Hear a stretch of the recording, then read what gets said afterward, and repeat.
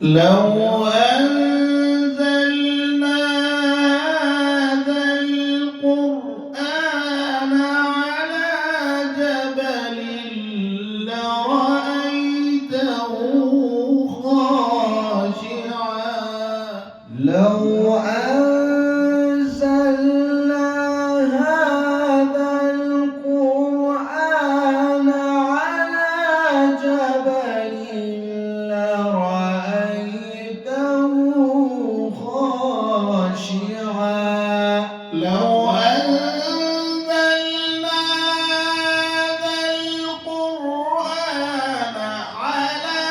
جبل لرأيته خاشعا متصدعا